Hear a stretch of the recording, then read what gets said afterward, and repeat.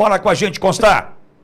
O Brasil está vivendo dias frenéticos, né? Como diria o próprio Lenin, há décadas em que nada acontece e há semanas em que décadas acontecem. Frase resgatada, inclusive, pelo deputado Luiz Orleans e Bragança. Um clima pesado no Congresso, Hugo Mota ameaçando com truculência, com violência, em vez de parlar, de fazer concessões, de debater, que é o caminho único democrático do parlamento, né? Mas eu não vou falar disso, não. Eu vou falar de uma bomba que foi revelada pelo Mike Benz na Comissão de Relações Internacionais da Câmara, presidida pelo Felipe Barros. Mostra que o Brasil viveu um golpe, de fato, mas não tem nada a ver com esse julgamento do Bolsonaro e com essa colaboração do Mauro Cid que nada revelou. Tem a ver com as eleições de 2022.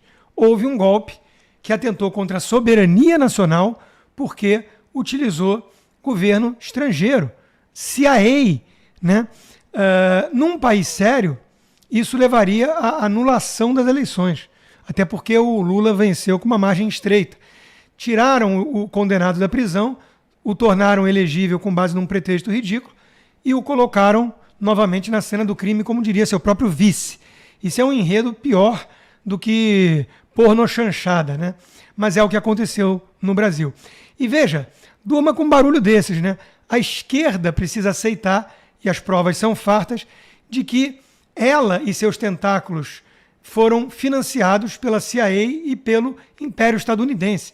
As duas coisas que eles supostamente mais odeiam no mundo.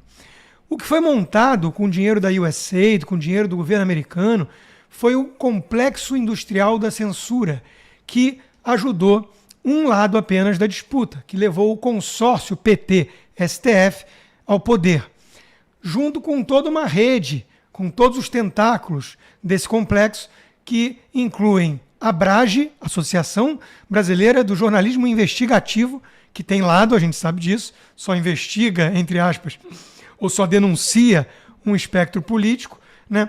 Checadores de fatos, o que por si só já é a coisa mais arrogante e ridícula que existe. Imagina o sujeito falar, eu sou um checador de fato. Ele se coloca acima do bem e do mal, acima dos seus pares, como se ele fosse o Ministério da Verdade, algo típico de uma distopia do Orwell, né? E, claro, a emissora Globo e seus veículos, que o próprio Mike Benz disse, meu Deus, parece que esse pessoal da censura adora mesmo a Globo, de tão onipresente que ela estava nesse esquema todo. O Barroso é alguém que, por tanta vaidade, e está na Eclesiastes, né, que tudo é vaidade, ainda mais para um pavão supremo desses, o Barroso é alguém que vai lá e confessa o crime. Ele disse que pediu ajuda internacional para impedir um golpe, ele já sabia que ia ter um golpe lá antes das eleições, né? E ele teve a ajuda dele atendida pelo governo Biden. Ora, isso é intervenção indevida internacional que é contra a lei. É o mesmo Barroso que já confessou, nós derrotamos o bolsonarismo num convescote de comunistas da Uni.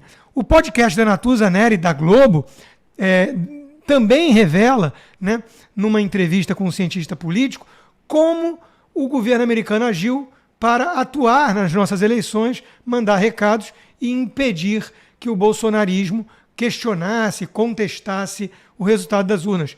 Isso, novamente, é uma confissão da intervenção ilegítima nas eleições brasileiras. Uma bomba foi revelada pelo ex-secretário do governo Trump, que trabalhou nesse departamento e revelou com fartas provas aquilo que aconteceu. O que vai acontecer? A velha imprensa vai ignorar, porque não faz mais jornalismo, e o governo, o consórcio, também vai ignorar, porque é o verdadeiro golpista nessa trama patética.